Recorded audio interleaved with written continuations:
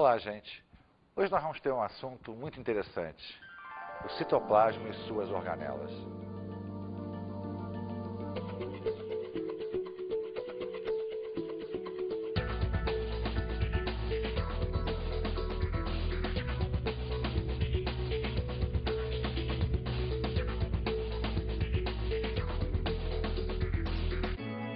O que vem a ser o citoplasma e suas organelas?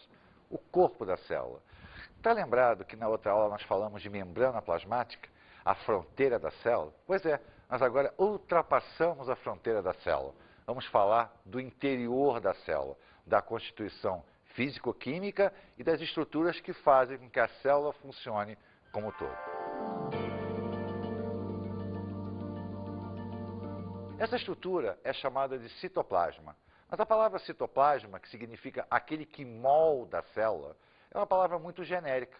Porque o citoplasma ele tem dois momentos. O seu momento fluido, o seu momento líquido, que é o citossol, e os seus órgãos citoplasmáticos.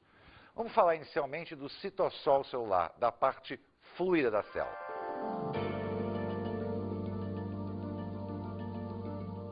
Que é composta por água, sais minerais, proteínas, carboidratos, lipídios, ou seja, uma gama de substâncias que são transportadas do meio externo para o meio interno, através daquele transporte passivo, ativo, o que caracteriza a grande estrutura celular. Só que esse citossol, ele não é estático, ele tem um movimento constante, o que mantém a sua estabilidade físico-química. Esse movimento se chama ciclose. A ciclose, então, é um movimento que faz com que o citoplasma se desloque de ponto a ponto da célula, permitindo a sua estabilidade. Para aumentar essa estabilidade, existe uma armação proteica chamada de citoesqueleto, que é o esqueleto da célula, aquele que vai sustentar toda a estrutura celular. Só que a célula é capaz de movimentar esse citoesqueleto, ela é capaz de alterar a ciclose. E com isso, as células são capazes de modificar a sua forma, o que permite, por exemplo, que determinadas células de defesa do nosso corpo, os leucócitos, tenham a capacidade de se modificar morfologicamente, quer dizer, a sua forma, e sair dos vasos sanguíneos para os tecidos, a fim de dar combate a infecções. Então, o citossol, que é essa grande parte líquida da célula, vai conter no seu interior as organelas citoplasmáticas, os órgãos da célula, que é o que nós vamos começar a falar de um a um.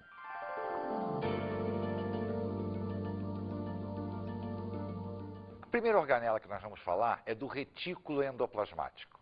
Quem é ser um retículo? Retículo é uma rede pequena, endoplasmático, porque está dentro de um grande plasma, que é o citossol. Então, o retículo endoplasmático é uma vasta rede de canais que atravessa a célula de ponta a ponta. E é através dele que as substâncias circulam por toda a estrutura celular. Vamos dar uma olhadinha aqui na nossa imagem. O retículo endoplasmático ele vai ligar a célula da sua membrana ao interior da célula e vice-versa. Só que a gente observa que nós temos dois retículos endoplasmáticos. O chamado retículo endoplasmático granular, que tinha uma denominação chamada de retículo endoplasmático rugoso, e o retículo endoplasmático agranular, antigamente chamado de liso. Na realidade, nós não temos dois retículos, nós temos a continuidade de um para o outro. Ele começa como retículo endoplasmático granular, onde na sua parede existem determinados grãos, que são os ribossomos, ligados à síntese de proteína, e na continuidade ele vai perdendo esses ribossomos, adquirindo então um aspecto liso, o chamado retículo endoplasmático agranular. Porém, a perda de ribossomo também faz com que as funções mudem. O retículo endoplasmático rugoso, ele tem a função de sintetizar proteínas, mas não para que a célula use, para que a célula exporte essas proteínas. Por exemplo, as células pancreáticas sintetizam insulina, que é um hormônio de caráter proteico, e o lançam na corrente sanguínea para que ele possa agir em todo o nosso corpo. Então, o retículo endoplasmático rugoso, ele está ligado à síntese de proteína. Já o retículo endoplasmático liso, não. Ele está ligado à síntese de ácidos graxos, à síntese lipídica, ao transporte iônico dentro da célula, cálcio, por exemplo. Então, ele está muito mais ligado à síntese de produtos não proteicos e ao transporte do que o retículo endoplasmático rugoso. A nossa segunda organela é um complemento, uma continuidade desse retículo, que é o Golgiossomo, antigamente chamado de complexo de Golgi. E o que vem a ser o Golgiossomo? O Golgiossomo são vesículas achatadas oriundas do retículo endoplasmático agranular. Essas vesículas vão ter a capacidade de sintetizar ácidos graxos, polissacarídeos, capacidade essa que elas herdaram do retículo endoplasmático agranular. Porém, de armazenamento. Elas ganham a capacidade de armazenar substâncias e a encapsular substâncias. Isso é muito importante, porque ao receber uma determinada proteína, por exemplo, elas são capazes de gerar uma cápsula em volta. Um grande exemplo que nós temos disso é a formação dos espermatozoides. Durante o processo de fabricação dos espermatozoides, o Golgiossomo é levado para a extremidade anterior do espermatozoide, formando um grande capuz, chamado de acrossomo. Dentro dele, existe uma enzima chamada de hialuronidase. Qual é a finalidade dessa enzima? É romper a barreira de células que protege o gameta feminino, permitindo a entrada do espermatozoide dentro do gameta e a consequente fecundação. Então, o Golgiossomo traz com ele a capacidade de englobar proteína e outras substâncias. E esse englobamento de proteína acaba gerando um terceiro órgãozinho citoplasmático, que é o lisossomo. O lisossomo, então, nada mais é do que frações que se desprendem do Golgiossomo com enzimas encapsuladas. Mas não são enzimas quaisquer. São enzimas importantíssimas para o processo de digestão intracelular, que nós vamos falar um pouquinho mais à frente. Essas enzimas, na sua grande maioria, são proteases ácidas, ou seja, proteínas que fazem digestão com caráter ácido. A gente não pode esquecer que as enzimas são proteínas, apenas são proteínas o quê? Catalisadoras. Então, nós vimos uma sequência lógica. Eu tinha uma grande rede de membranas, que era o retículo endoplasmático, que originou uma grande rede de vesículas, que era o Golgiossomo, que se desprendeu, formando estruturas encapsuladas, denominadas de lisossomos. Uma quarta estrutura, e não tão menos importante, é a nossa famosa mitocôndria, a que dá a capacidade da célula de gerar energia. A mitocôndria é a estrutura celular responsável pelo mecanismo de respiração celular, que é, nada mais nada menos, produção de energia. A respiração celular é um assunto tão importante que nós falaremos dele numa próxima aula. A quinta estrutura citoplasmática são os plastos. Nós temos que prestar atenção num grande detalhe.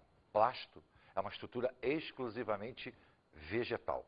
Ela nasce com o intuito de armazenar aquilo que o vegetal produz. Mas durante o processo evolutivo, um grupo de plastos originou um plastozinho muito especial, o chamado cloroplasto. Ele é o responsável pela atividade fotossintética, ou seja, a capacidade que o vegetal ganhou de sintetizar a sua própria alimentação. Então, o plasto é uma estrutura vegetal, onde inicialmente a estrutura básica era só para armazenamento, porém a evolução deu a ele uma nova função, a função da capacidade fotossintetizante. É importante que a gente entenda que tanto mitocôndria quanto os plastos são estruturas de suma importância para o mecanismo celular, seja só de origem animal ou de origem vegetal. A sexta estrutura é o centríolo. O centríolo, na realidade, é uma estrutura já de característica de célula animal. Ele não existe em célula vegetal e ele está responsável diretamente com o mecanismo de divisão celular. É ele que vai organizar aquele citoesqueleto que nós falamos no início do processo citoplasmático. Ele vai organizar de tal maneira que ele cria caminhos por dentro da célula. Caminhos esses que serão migrados pelos cromossomos durante a divisão celular. Então, repara que os órgãos citoplasmáticos, eles têm uma grande importância e uma continuidade funcional. não são nada estanques. Um acaba dependendo do outro para que toda a célula possa funcionar como um grande conjunto.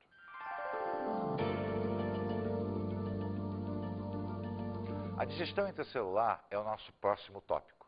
Na realidade, nós vamos ver agora a funcionabilidade das estruturas membranosas que nós falamos até agora, do retículo, do complexo, do lisossomo. A digestão é algo de suma importância, não só como a gente pensa em digerir, capturar alimento, mas como uma manutenção da própria estrutura celular. Vamos dar uma olhadinha inicialmente no processo como um todo e depois alguns detalhes importantes. Ao observarmos aqui o nosso esquema, nós vamos notar que a digestão intracelular, na realidade, ela compreende um conjunto de funções executadas desde o momento da pinocitose ou da fagocitose, né? Desde o momento do englobamento de uma partícula. Ao englobar, essa vesícula gera um pequeno estômago falsozinho dentro da célula, que vai permitir a incorporação de enzimas digestórias na região onde estão as partículas englobadas. Essa estruturazinha criada com a partícula englobada é chamada de fagossomo ou pinossomo, dependendo do processo de englobamento, fagocitose ou pinocitose. A essa estrutura vai ser anexada o lisossomo. O complexo de Golgi, então, já engloba as enzimas digestórias, libera esse englobamento, originando o lisossomo, que nós nesse momento chamamos de lisossomo primário, e ele se liga àquela vesícula que foi englobando as partículas que entraram dentro da célula. Ao englobar, ao se juntar tudo, nós vamos ter o chamado lisossomo secundário. Então, o lisossomo secundário, ele nasce da junção do lisossomo primário, derivado do complexo de Golgi, e das estruturas que foram englobadas. As enzimas vão entrar em contato com o alimento, vão digerir o alimento, aquilo que for de essencial para a célula passará dessa estrutura para dentro do citoplasma e o que não será encaminhado de volta à membrana, num processo contrário ao englobamento, chamado de exocitose, e assim eliminando as partículas para o meio ambiente. Então, de uma maneira geral, o que nós acabamos de ver agora foi um processo de digestão intracelular. Acontece o seguinte: existem determinadas situações onde a digestão intracelular ganha um aspecto próprio.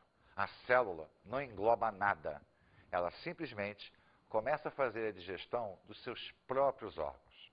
Esse processo se denomina de autofagia. E a autofagia não está ligado necessariamente a uma falta de nutrientes. A célula utiliza isso como um processo de limpeza.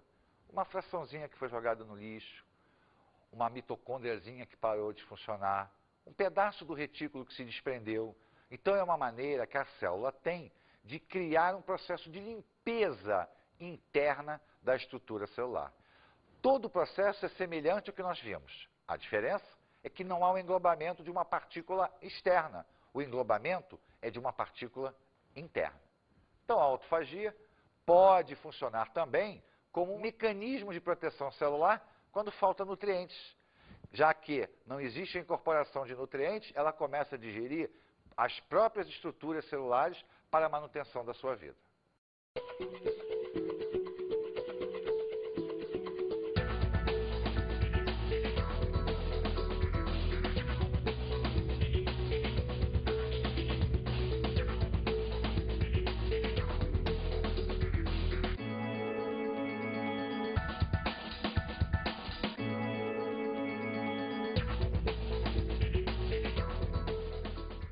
A autofagia não é só uma maneira de limpar a célula, ela também é uma maneira de rejuvenescer a célula. Vamos pensar numa célula cerebral, pensar no neurônio. O neurônio é considerado como uma célula permanente. Ele se desenvolve durante todo o nosso processo embrionário, se forma, e a partir daí a renovação neuronial basicamente não existe. Essa célula é incapaz de se reproduzir, mas ela não é incapaz de se manter limpa. Na realidade, todas as estruturas internas do neurônio são trocadas, à exceção para os genes. Os genes permanecerão os mesmos até o final dos dias dessa célula. Mas todas as estruturas citoplasmáticas sofrerão um processo de troca. Elas serão retiradas e novas estruturas serão criadas. Com isso, a célula se mantém jovem, porque as suas estruturas estarão sempre em perfeito funcionamento. Então, a autofagia aí está funcionando como um processo de quê? De rejuvenescimento celular. É uma maneira, já que a célula é incapaz de se dividir, é uma maneira que ela tem de se manter funcionando perfeitamente. Então, a autofagia não só limpou a célula, como deu uma chance de permanecer mais tempo com a sua atividade. Além disso, ela vai funcionar também como déficit nutricional, ocorrendo uma falha de absorção de nutrientes, seja por endocitose, seja por difusão ou transporte ativo, a célula vai recorrer a processos autofágicos. Ela vai digerir as suas próprias estruturas para manter a produção de energia, visto que parar de produzir energia significa a morte celular.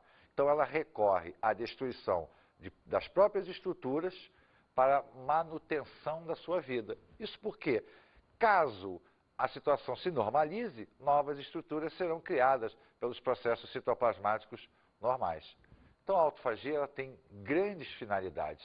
A gente, quando pensa que a célula está se autodigerindo, pensa-se logo em destruição. Mas nesse caso, necessariamente, ela não tem que morrer. Ela ganha uma chance de permanecer mais tempo. Ela limpa as suas estruturas citoplasmáticas. Ela mantém-se num estado digamos assim, falimentar, até que todo o mecanismo normalize, ela passe a receber nutrientes novamente e volte a se desenvolver.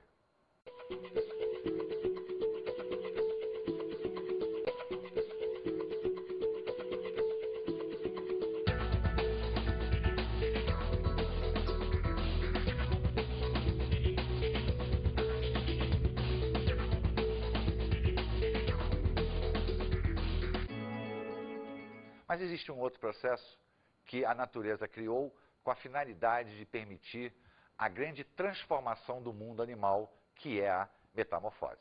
A metamorfose só é possível, na grande maioria dos casos, porque existe um processo provocado pelo lisossomo chamado de autólise, ou seja, a quebra da própria célula. Como é que isso acontece? A membrana protetora do lisossomo se desmonta e todas as enzimas que estavam no seu interior se espalham pelo citoplasma.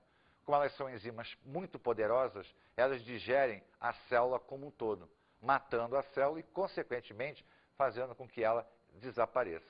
Esse processo, por exemplo, é aquele que faz com que a cauda de um girino suma durante o processo de metamorfose do girino para o sapo, a rã, a perereca, ou seja, para qualquer anfíbio. Então, o mecanismo de metamorfose, ele é possível no momento em que as células se autodestroem. Não é um processo de doença, é um processo natural, que é muito comum no reino animal. Porém, a vida moderna trouxe também grandes problemas para a gente. Problemas em que o progresso acabou gerando autólises citoplasmáticas, destruição de células que acabam, não às vezes, matando a pessoa, mas criando doenças incapacitantes. E outras, durante a nossa própria evolução, falhas genéticas surgiram, processos mutacionais normais do desenvolvimento celular, que acabam provocando um mau funcionamento das estruturas celulares. Vamos fazer uma pequena enquete para verificar o que as pessoas acham da utilização do amianto. Muitas talvez não saibam nem o que é o amianto, nem escutaram falar no amianto. Mas ele, durante muitos anos da nossa vida, ele esteve presente na fabricação de caixas d'água, na fabricação de telhas, da chamada de fibrocimento. Aquele pozinho do amianto, que o simples passar da mão libera, aquilo se tornou um veneno poderosíssimo para a incapacitação não só dos trabalhadores da indústria, como também das pessoas que lidavam com isso no seu dia a dia. Vamos observar a enquete.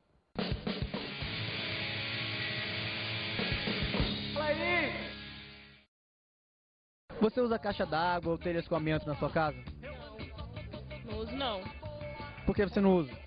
Bom, eu vi uma reportagem um dia que faz mal, que tem uma substância que causa câncer e dá vários problemas de saúde, e daí a gente achou melhor não usar. Não uso. Você sabe por que não é aconselhável usar? Ah, meu pai falou que, tipo, na TV assim falaram que faz mal. Na sua casa, você utiliza caixa d'água ou telhas à base de amianto? Não. Não. Você sabia que o amianto ele é prejudicial à saúde? Sim. Bom, eu sei dizer que ele causa câncer e alguns outros problemas, mas como isso é uma medida antiga e nós atualizamos nossa caixa de água e tal, não tem esse tipo de produto na nossa caixa de água.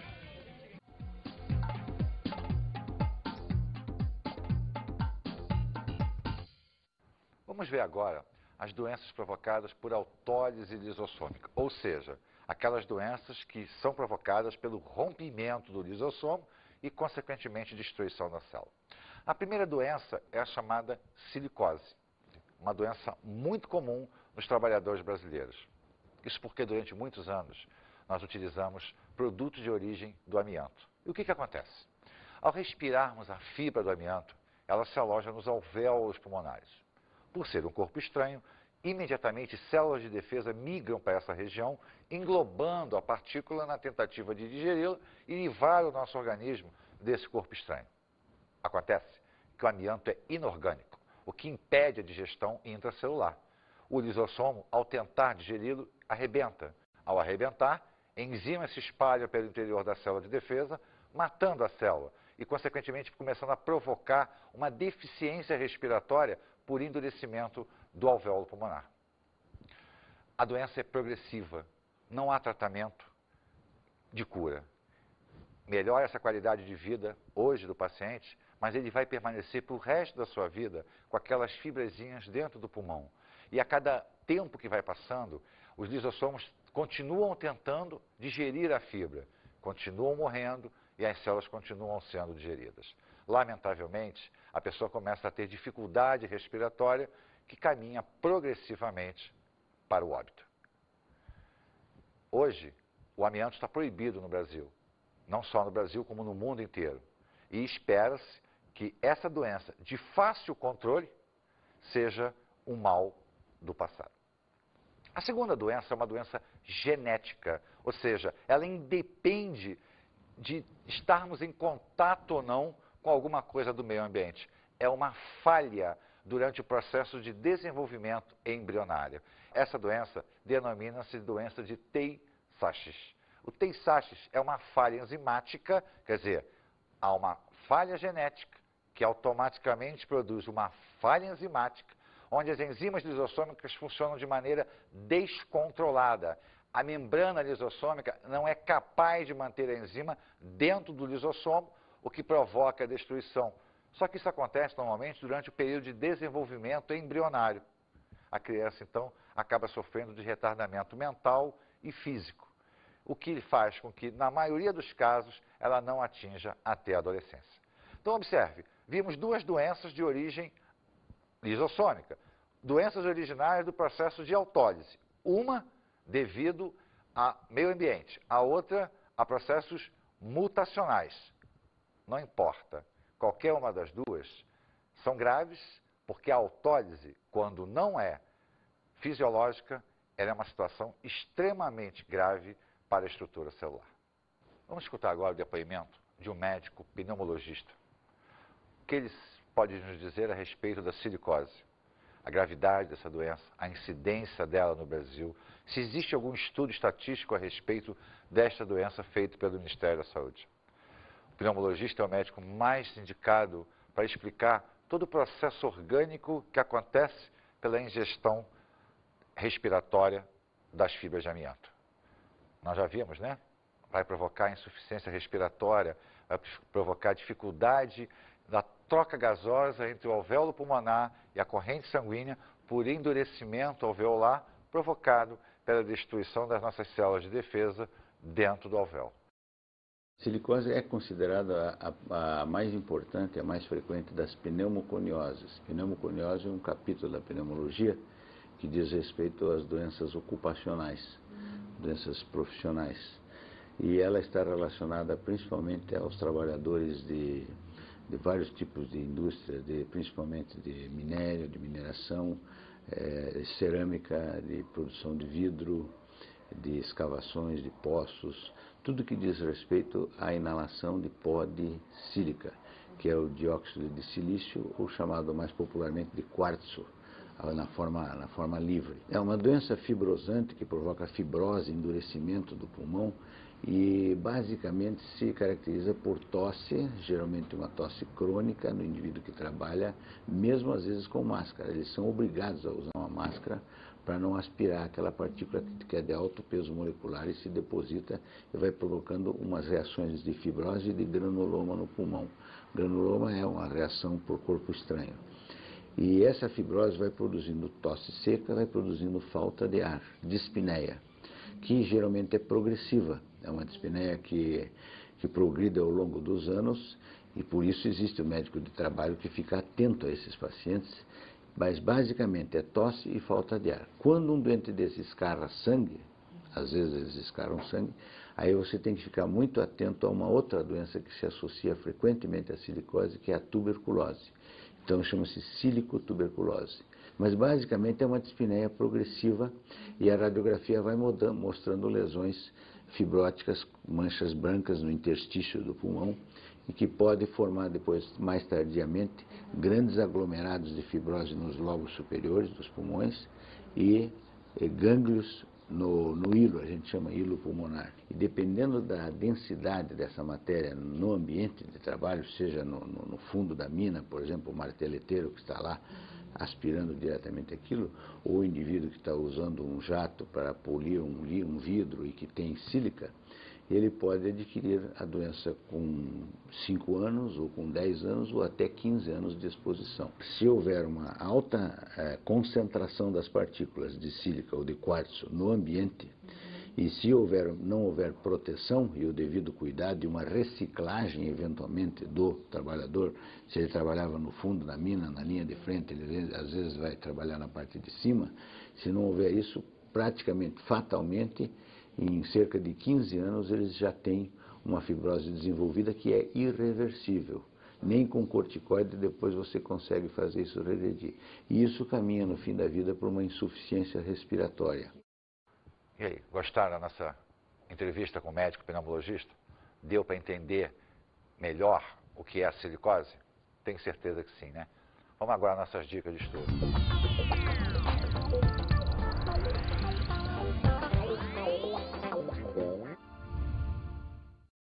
Bem, pessoal, então como uma dica de estudo para vocês, eu sugeriria o quê?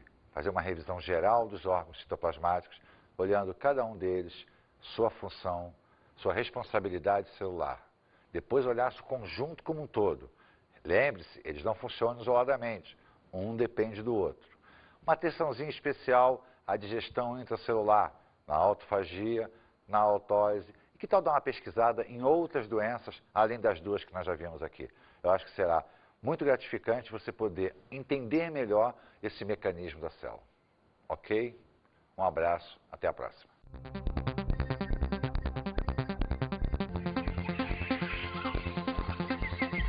Na aula, o citoplasma e suas organelas. Falamos do citoplasma, vimos a estrutura como um todo da célula, vimos todos os órgãos celulares, ponto a ponto, desde o retículo endoplasmático até as estruturas mais complexas como mitocôndria e cloroplasto. Vimos que o funcionamento deles é integrado. Vimos que nada funciona isoladamente, um depende do outro. Estudamos a morfologia e a fisiologia das organelas. Falamos da morfologia e da fisiologia. Vimos a forma de cada uma das estruturas, seus mecanismos de funcionamento. Vimos que o funcionamento de cada uma depende essencialmente da sua formação citoplasmática. E vimos que esse funcionamento é um encadeamento de ações desde o retículo até o centríolo. Também aprendemos sobre a digestão intracelular. Vimos a importância da digestão intracelular. Vimos que ela é um potente mecanismo de limpeza das estruturas celulares, do mau funcionamento e também de grandes processos de metamorfose. Observamos também que o mau funcionamento lisossômico acaba provocando doenças de caráter muito pesados para a espécie humana. Falamos da silicose, falamos da Tay-Sachs. Vimos que todo o funcionamento digestório da célula depende de um perfeito funcionamento orgânico, de uma perfeita interação entre as estruturas citoplasmáticas. Então, a digestão intracelular é, sem sombra de dúvida, o grande processo criado a partir do lisossomo. Bons estudos!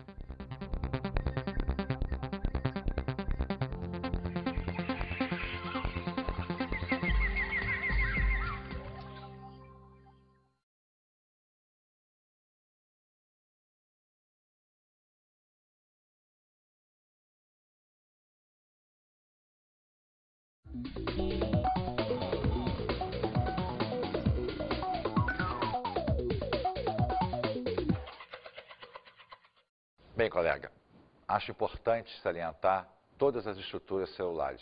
É difícil o aluno compreender processos respiratórios e fotossintéticos sem saber exatamente o que cada estrutura representa dentro da célula.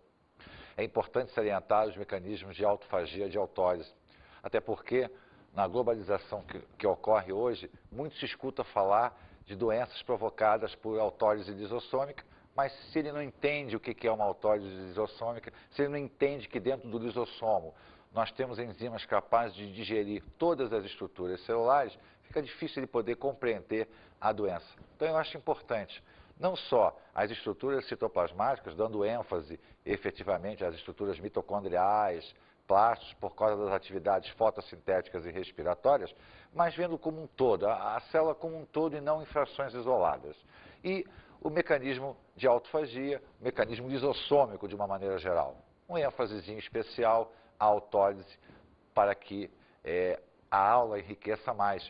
Até uma pesquisa com os alunos de doenças lisossômicas, eu acho que estimula a turma a ver a célula não como uma estrutura isolada, como algo que está fora do mundo dele, mas dentro de uma realidade muito próxima da gente. Não palpável, mas muito próxima da gente.